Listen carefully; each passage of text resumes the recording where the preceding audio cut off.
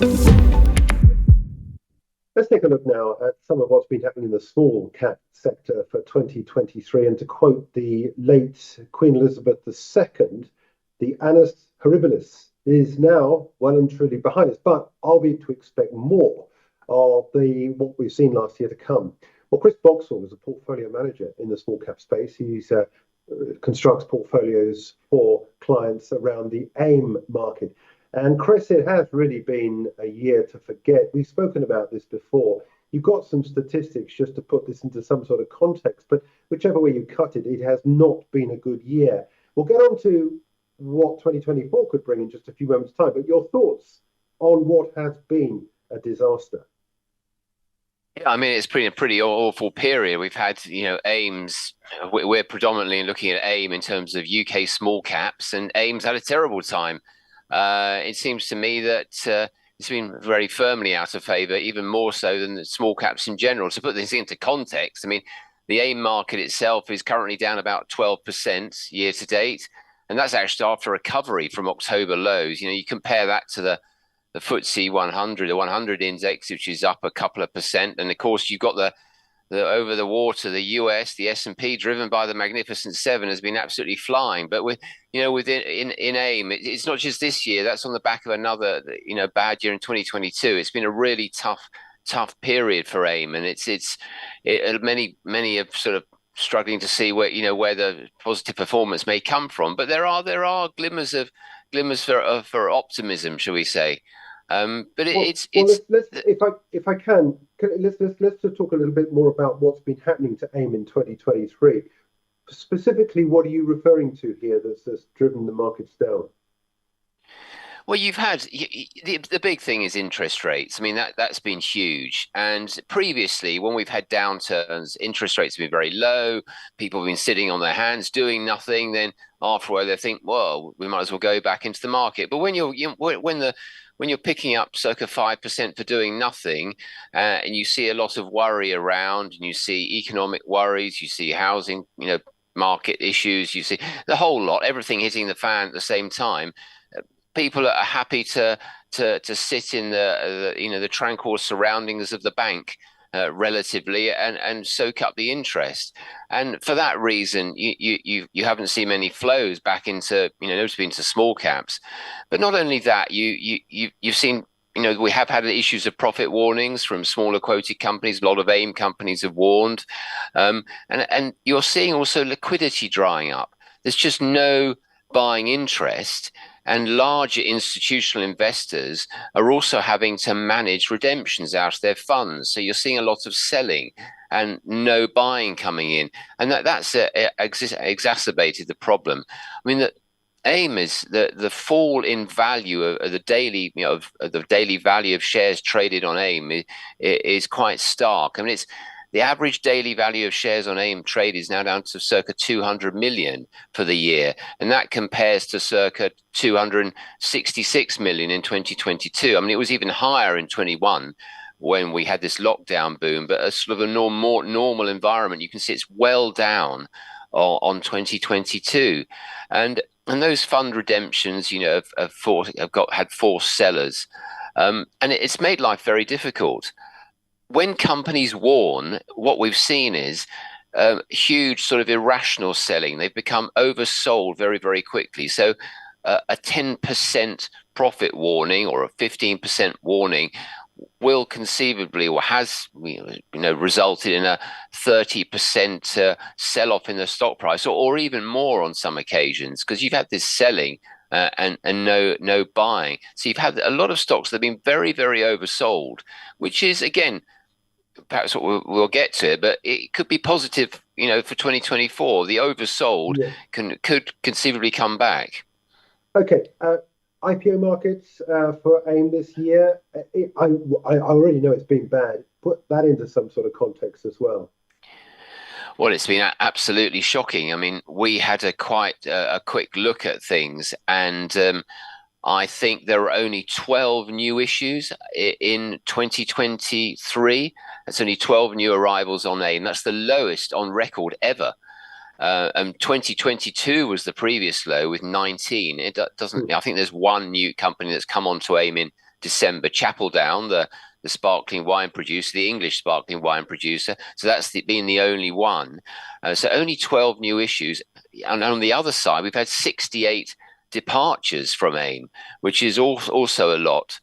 So by the end of November, AIM had shrunk considerably. There were only 760 companies. The value was only 74 billion, and that compared to 816 companies at the end of the prior year when it was 93 billion. So we've had a declining value, declining share prices, a fallback, big decline in the number of IPOs on AIM, and also you've had a lot of departures, a loss of takeovers of AIM companies, and we've recorded 5 takeovers on our book alone, and on top of that we had one company move to the main market, and another one be taken private. So you can see it hasn't been a terribly supportive environment to try and generate positive returns on AIM. It's interesting, isn't it, talking about these takeovers and mergers and so forth. If you dial that into Google, it comes up with Hotel Chocolat. You look at 160, 170% premium. That looked pretty tasty for those that are holding the stock. Okay, it's well off the highs. But that I know wasn't typical, was it? And we're getting some fairly anemic sort of takeover proposals for these small cap companies. Why is that in the current environment? Why are there not more bigger premiums being paid? Bearing in mind what you said, I haven't got. Yeah, it's a very good point. I haven't got a clue. As you say, Hotel Chocolat was extraordinary, and it was a good deal. Really, they were struggling to grow internationally, and it was probably needed. They needed to partner with somebody because they had so many missteps in overseas markets and lost a lot of money, and they were clearly struggling to make it work. So they've got a great partner there in Mars, very patient, a huge company. But some of the other takeovers have been just pathetic. Right? You've had modest premiums, and I haven't got a clue why the main institutional holders are accepting of them.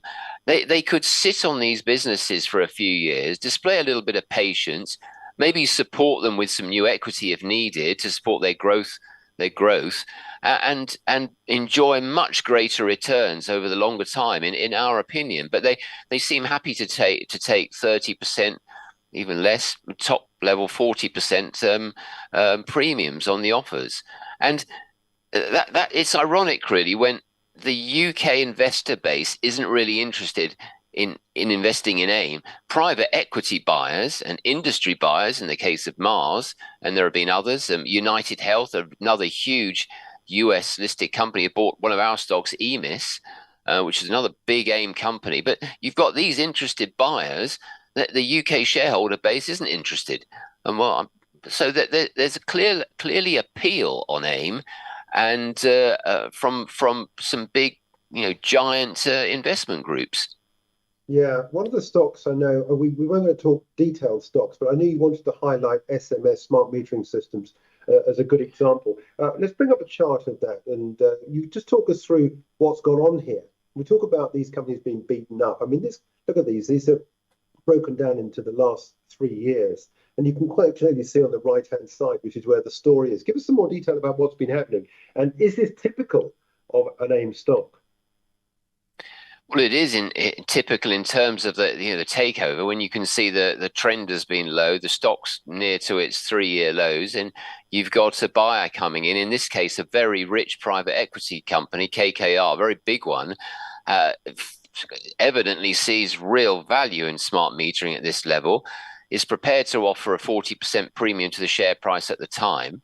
Smart metering is a business, as the name suggests, its core activity has been supporting the rollout of smart meters, and it's an asset owner. It owns these meters, and they generate inflation-proofed, index-linked returns. They were very nifty at the start of the pandemic. They sold a whole portfolio of these meters for a really nice premium, and transformed their balance sheet at that point from big net debt position to a huge net cash. Since then, they've been building up their meter portfolio, building up other carbon reduction assets, storage, battery storage, and they look in really good shape. They've got a huge debt facility as well that they can call on. But no, private equities come knocking, and the management is in agreement with the takeout. And we hold this on our portfolios. We've held it for a very long time. And we could see this business delivering quite nice returns. It's one. I think it's probably the biggest dividend payer on AIM. Its Yeah, yield was yeah. about 4%, and it's so frustrating to see that go. Where are you going to find this kind of quality? Where are AIM investors, particularly those who want to look out for the IHT planning benefits, going to find this Mm. type of business? It's not. It's Yeah. it's relatively unique. Yeah, let's take the crystal ball out as we always do at this time of year and ask you about the next year to come. Are you in what you think to be at a good position now? You talk about interest rates, um, recent highs, expectations are. I think looking at the market expectations, it's like 100 basis points on the downside in interest rates potentially over the next 12 months or so from the Bank of England. We just had the BOE interest rate decision, 6-3 decision to leave things on hold at 5.25%. Um, what is going to be the big marker for next year, the big pivot point? Is it rates? Is it a new government? Is it a change of attitude towards the UK market? What is it going to be, do you think, that's going to stir interest, specifically in the AIM market?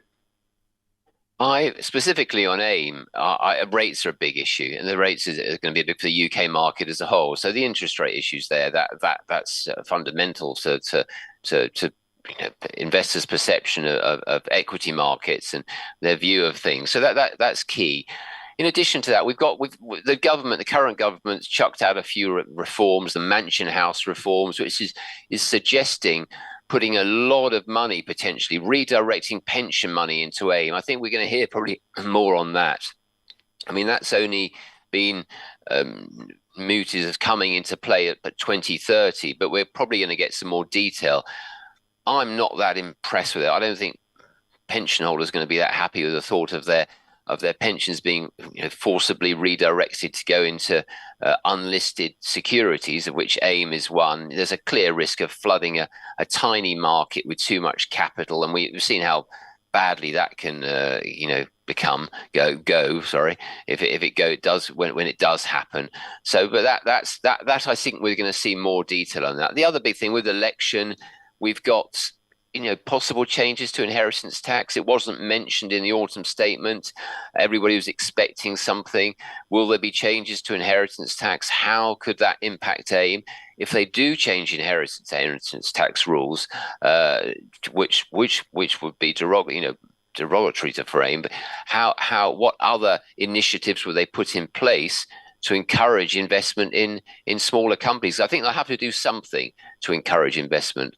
There's also talk of ISAs being, forced, to invest in UK stocks. Again, I'm not too sure about that. That's supporting the market, not necessarily the companies. I think we have to do things at the corporate level to encourage investment and growth initiatives rather than at the top sort of stock exchange level. I mean, if the UK stock market isn't working, I mean, this may sound harsh, but do we really need it? I mean, investors should have Yeah. a choice of where they go to, in my opinion. The companies themselves have got to deliver and they've got to communicate the right story to prospective investors. And I think the communication from many UK companies has been poor, and I think that could improve a lot. Yeah, I agree with you. I mean, there's a lot of commentary around this at the moment, and I think if the government does do anything, it's really got to make it more appetizing, I think, to invest. You're right. Absolutely. Make it more tax efficient for companies to come to the UK, to list in the UK market, and give them some treatment that they would otherwise not get in other markets. I agree with you completely on that one.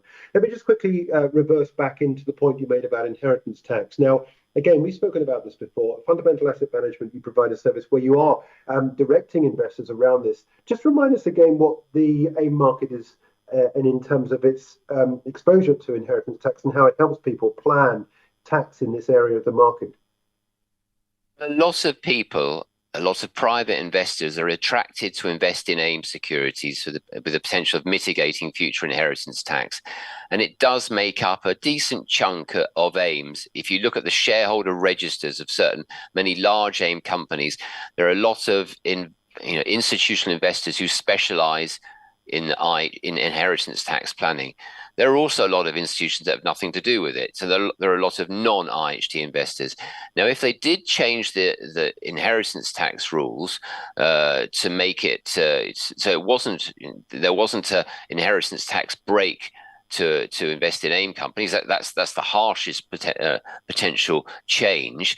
How could that impact AIM? You could possibly see a huge wave of money coming, even more money coming out of AIM again.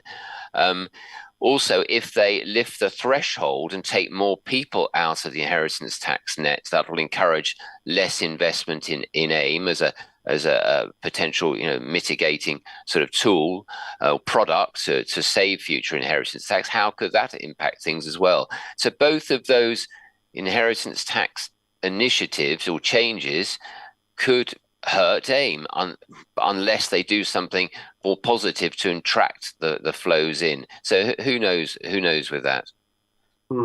Just very briefly as well, it goes back to this idea about the election. Do you see that potentially as a completely new broom? Rachel Reeves as the Chancellor of the Exchequer, anything that she's been saying gives you any cause for comfort, or are you a little bit nervous about a potentially incoming Labour government? Let's face I it, don't think a it's got to go politician a ever long way gives me before we any get cause any for government. comfort. They're better if they weren't involved. Then we Well, can just merrily go along and do the best job we can without interference. But I can't see anything. I mean, a Labour government brought in inheritance tax and business relief. I think yeah, business relief itself for AIM shares. So they've been quite positive yeah, to AIM and have been supportive. So who knows? We've just got yeah, to focus on finding good companies, growth companies, and yeah, unfortunately, they are in. There is a declining supply of those on AIM, and the good yeah, ones are being taken out. So that's yeah, becoming the harder job. We have to encourage more IPOs of the right kind on AIM, and these aren't early stage venture capital based companies. These are proven profitable businesses that then need to move up to the next leg, and that there needs to be more encouragement for those type of operations. I mean, yeah. Chapel Downs one, it's very small, it's seemingly doing pretty well, but it seems to have reached that point in its journey where AIM could help it.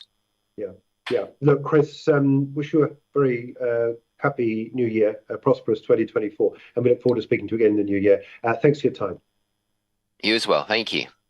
That's Chris Boxall. He's from Fundamental Asset Management, a portfolio management company which puts together portfolios within the AIM market.